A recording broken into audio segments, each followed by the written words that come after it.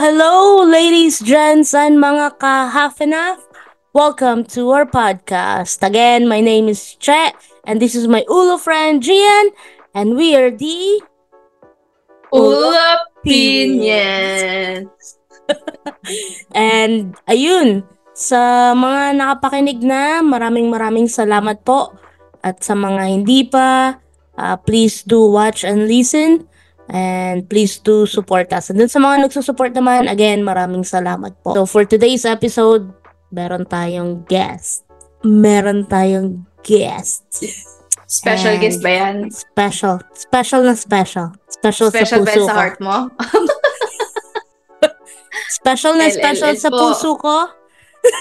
Wala na Landian pong iba, 101. kundi ang nag-iisang babae na aking pinili sa lahat ng mga babaeng naghabol. Joke lang.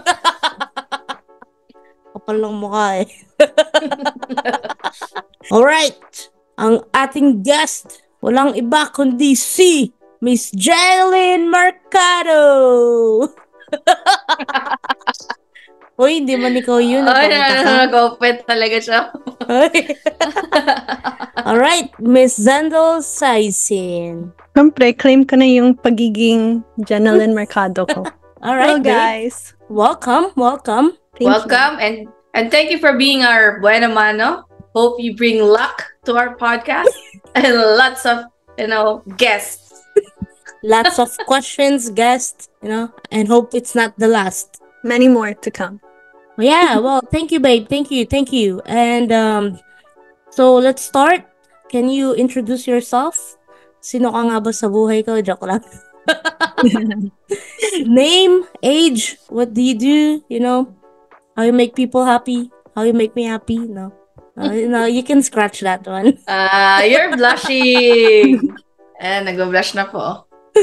Well, again, name, age, and what do you do? Ayun. I'm Zendel Saisin and I am Chaz partner. Wag na yung age. I'm also Invest with Zen. Find me on Instagram, TikTok, Facebook. Follow her po. I'm also aspiring artista. So, baka naman, pag may mga connections kayo. PBB na this. Nag-promote JBB na na. lahat eh. Babe, are you part of LGBTQ community or, you consider yourself one? Yeah, I'd say so. I am part of the half and half community, LGBTQ community. Hello, half sister. Half brother, how are you? And yeah, it started off dati naman. Initially, I'm attracted naman sa guys, pero yeah, my first relationship was actually, tomboy. So, yeah, I didn't know before that I could be attracted pala sa mga tibo. Mhm. It was a learning curve talaga to explore it, to be open to it. And yeah, like others, syempre I wasn't exposed din sa mga ganon in where I'm from. And yeah, I'd say I am part of it. Now I'm with Chet. Yun. LL. For how long? Oh, for how long? For 8 years na. Di ba? Ay 8 naman. years? Kalain mo 8 yun. years na po silang nag-uuto. Yung cut-off natin, Yes. 11 years. Alin yan? Joke lang. Nearing deadline na pala. May Ano? cut-off Pero pala. wala, hirap nga yung deadline, 11 years ata. May 3 years pa. Well, babe, are you technically, are you out or do you need to come out? Like sa parents mo or sa friends, are they aware? Well, actually, I think I'm technically already out. Parang whenever I'm out, I'm proud. Naman. Pero how did it happen? Like, paano ka nag-out? It's a long story talaga, but basically, kasi my parents aren't even aware of like yung mga bisexual, mga ganon. Mhm. So, for me, I really, just to cut it off, just to break the ice talaga, I just said, so what? I'm lesbian. Ganon. So, just to ingrain it in their heads na Mhm. ganun nga. Although, hindi naman talaga.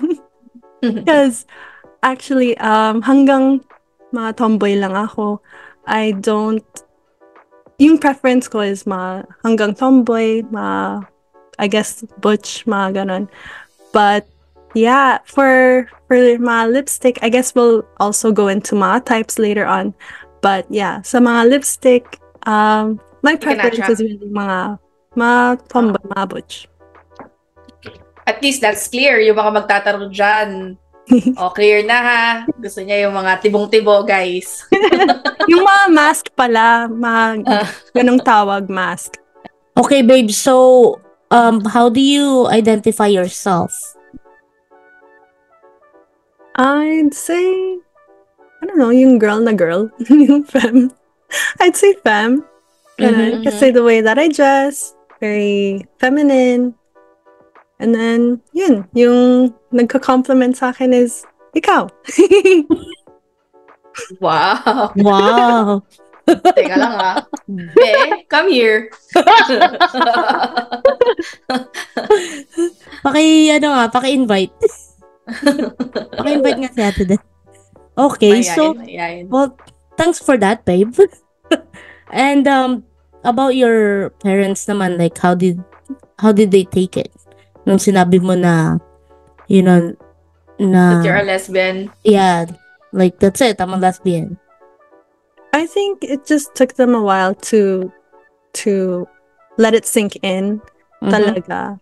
Because it was the only way. It's only either if you're tibo or lesbian or ganon, bi ka ba or something. But yeah, it was the only way just to break the ice talaga, to let them know na yung magiging partner ko or yung partner ko is babae din. So, yun. Okay. Pero, sige, that was your story doon sa parents mo. But with your friends, how did it go? With my friends, it just went with the flow talaga. Kasi, with my first relationship, parang maraming nagtatanong.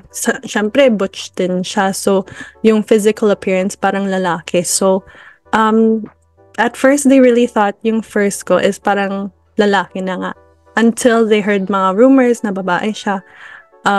So, yeah, they were like, oh, but you're dating a girl. Ganon. And I was like, yeah, but the outside is like, you know, mask. Ganon. Pero So may nawala ka bang friends? Wala naman, hindi naman. They stayed in my life naman talaga. They just understood it, which is, I'm grateful for that experience na they accepted it. And it was also new to them too, kasi even just being in that relationship, it was very new for all of us to experience and be exposed to.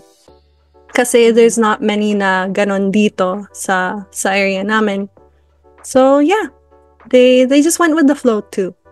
Kailan ka ba pinanganak? Parang bakit walang ganun? Nasabay mo ata yan, tigil yan eh. Wala talaga, actually. Kasi, that was just my first encounter talaga. Kasi usually dito, pag sabing tomboy, it's like a style. More of a style. Kasi dati, even when I was a kid, I would really wear boyish style, and then that's what they call tomboy.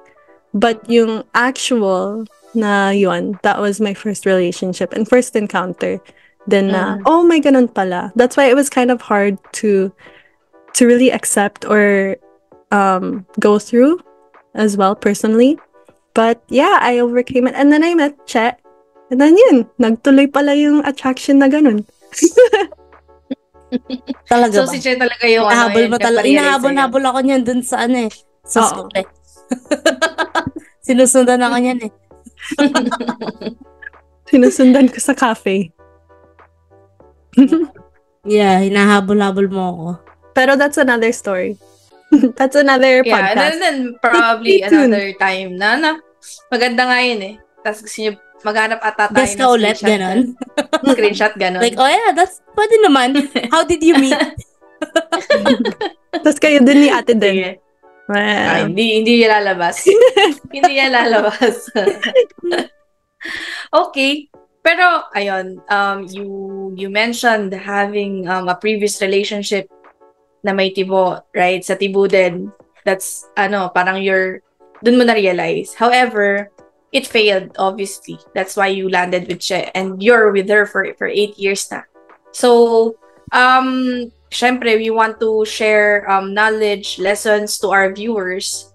So, I want to know what's with Che that made you stay with her for 8 years, and what are the learnings with your previous relationship that made your current relationship better and made you happier, 'di ba? You mentioned that you're happier right now. So, Sige lang, ano 'yon? Ulo, papa-English ka dyan ah. Yeah, ang hirap pala din. Sabi ko na eh. Nagda-nosebleed Mayroon pala na pala. pag ito yung guest natin. Tuloy mo na. Answer, please. I think yung very first, yung unang-una talaga is respect talaga. And yung just respect meaning respect, like there's really, like we set boundaries with our relationship, and I think that's what made it stronger too. Tsaka yung, I guess, communication din, yung commitment andun, yung love andun. yung ganun. So I think that's really the big basta I felt love. Ganun. Kinikilig on air. So, at least guys, nasagot na yung tanong nyo, ano itsura ni Zen pag kinikilig? Ayan na. Magsa-screen record dyan. Baka magkaroon pa ng meme, no? Ako lang naman yung nag-screen record. Okay. So, okay, continue. So talagang respect, ano? Respect, tsaka I guess the difference talaga is yung care, ganon, effort, simple stuff na talagang she's consistent with. Consistency pala yun, oo. Kaya umabot ng 8 years. 8 years out of 11, no? Magre-renew ba? Yun ang next question. Magre-renew ba? Actually, hindi nga 8 years eh. Ano na ba? I think more than 10 years na. Including, oh my God. Yung hindi pa official. Hindi pa yung official. Joke lang. Okay. So, yun lang yun? Yun lang yung sagot mo? Hindi pa satisfied, oh. Baka may pwede pang itagdag. Pakiligin mo pa. Yung support, siguro. Support siya sa mga dreams ko, kanan. Yung, di ba, nung first year pa lang namin, when I felt freedom in our relationship, I felt so you're saying na parang nakakulong ka before? Kasi may freedom kang sinasabi eh. No, parang basta naging open talaga yung relationship namin, na open communication. And yun, I was able to go chase my dreams talaga. Yung first year pa lang namin, I really booked a ticket to go to the Philippines and left. I was planning to leave her nga for 6 months, pero sinuport niya sa pagiging artista ko. So even like that, diba? It was just very, very open for us to communicate yung mga gusto namin and everything, and how we're gonna grow in life too. So, yun. So, you're saying that for the next years, you're still seeing yourself still with Che? Of course. Yun. Straight to the point. We have plans. Confident. Yeah. Following year lang. Forever. Forever. Guys, may forever, guys. Sino nagsasabing walang forever? Yung walang forever, walang love, May guys. forever. Bitter yun. Okay. And sa 8 years nyo, like, ba? Diba, parang mahaba pa yung road. So, yung future plans nyo ba parang na siya? Nakaplan na? I mean, yung goals nyo, planned na ba siya? Parang moving ba? Nakikita mo talaga yung growth nyo from, like, if you're gonna compare yourself, let's say 8 years prior kayo naging mag-on. Nakita mo ba yung growth? Oo. I've really seen it. And I really, parang, di ba, sabi nila, a relationship is like parang investment. Siyempre, business-minded, ganun.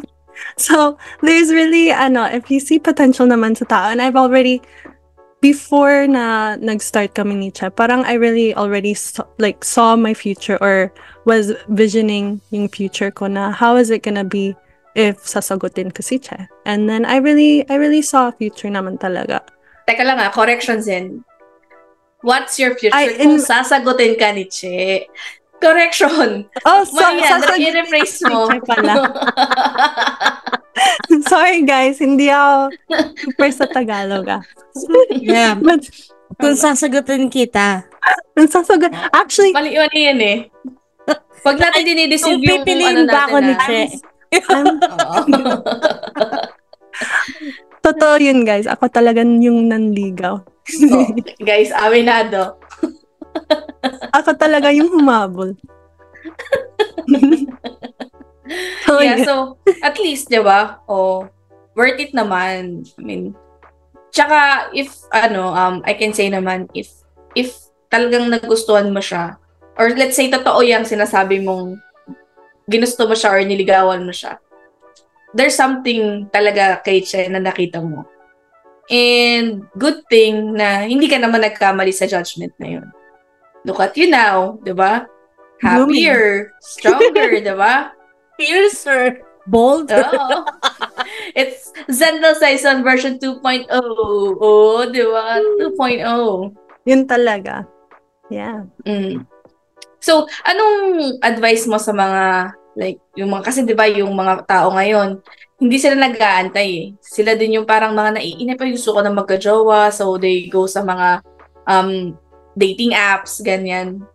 Kung saan-saan or nagpapareto, ganyan. And then in the end, parang hindi nag-work yung relationship. So, anong mapapayo mo sa mga taong ganyan? Sa mga taong na nagmamadali na mahanap yung perfect match para sa kanila?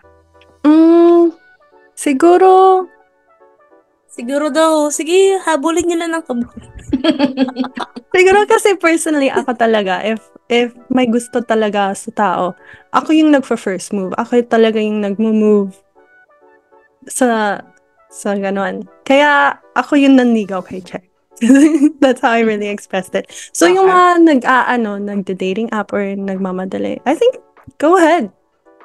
Make your move. Life is short, you know. Baka yun na nga yun. That's my take talaga. Make your move. If may gusto kayo, do it.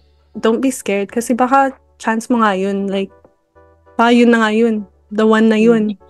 Correct. Hindi mo kasi malalaman if that's the right person for you unless itatry mo yan, di ba? Yeah. So that's me personally. Go for it. Don't wait.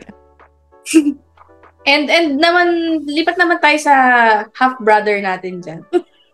So, kita-kita naman natin paglaki ng ulo mo during this entire episode. So, ano naman masasabi mo? Saan?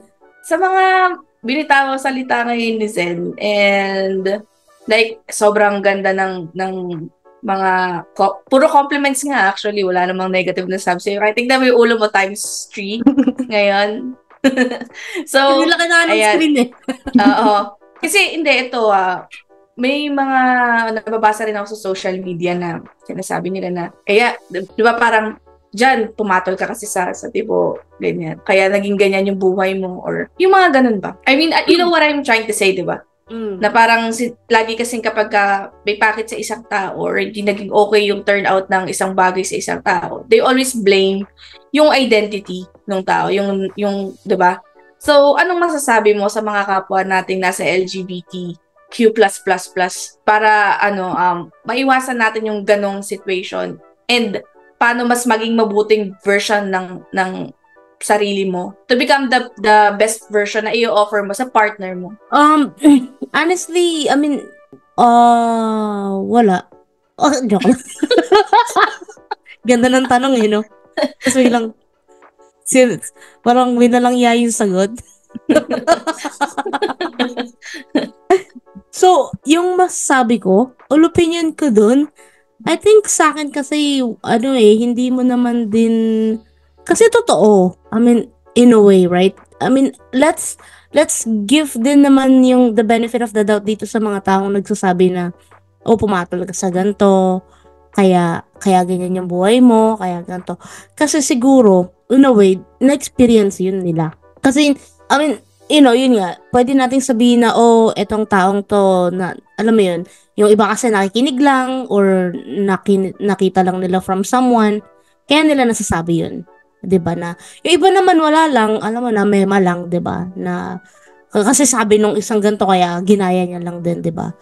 Pero ako kasi, I always like, maybe kasi naranasan nila na maybe a friend of theirs naranasan na may karelasyon na kagaya natin na ganito, tapos winalangya, or alam mo yun na, or binastos, ganon, 'di ba? So, alam mo yun, nasa experience nila yon. So, hindi ko sila masisisi doon.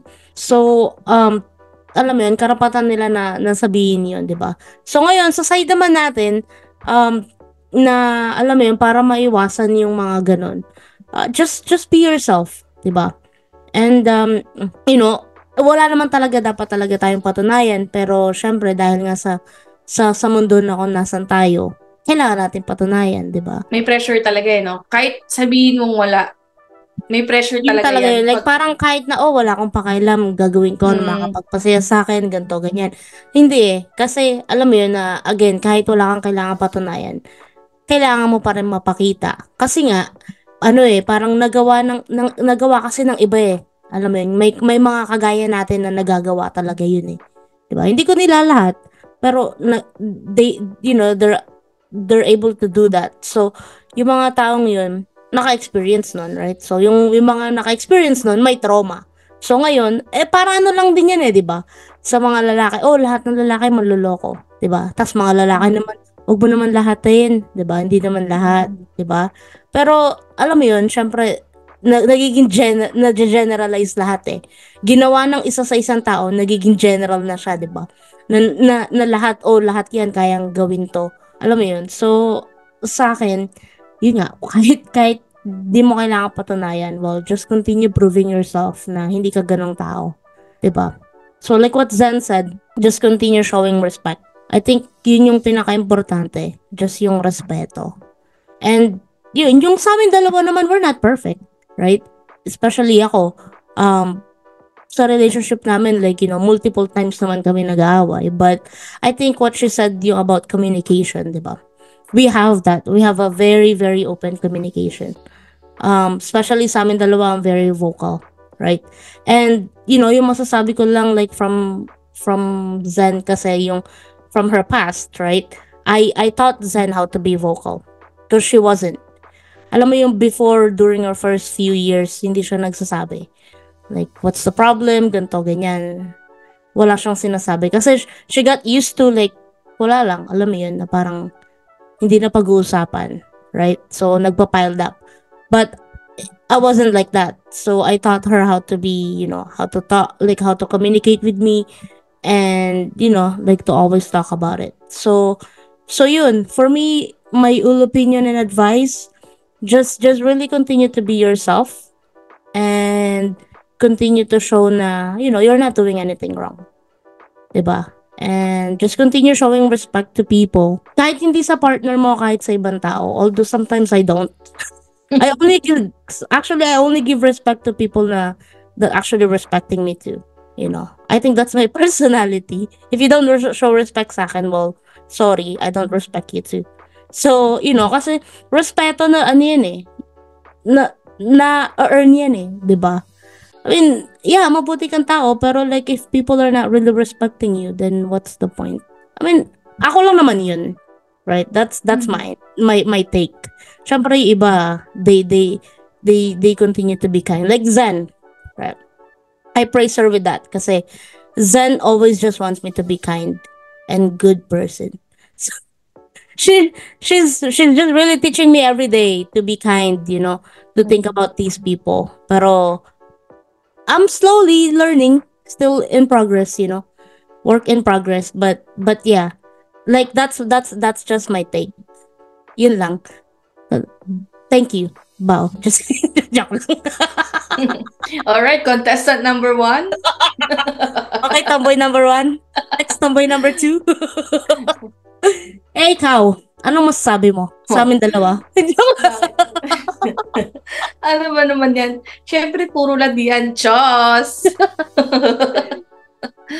Seryoso? Oh, Since Ikaw, andun ka naman hindi. from the start. Yeah. so ikaw, anong Hindi. masasabi mo dun sa sarili mong tanong? Hindi, ako naman kasi, I think yung naging key sa relationship nyo is, or kahit saan, kahit siguro, applicable to siguro sa lahat ng relationship.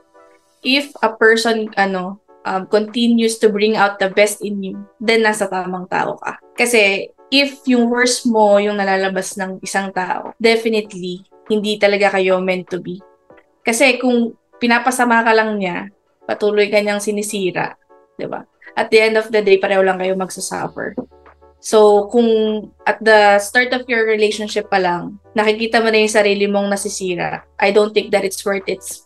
I-spend mo pa yung time mo with that person kasi in the end, masisira lang kayong pareho. Yun lang naman. And based dun sa inyong dalawa, di ba?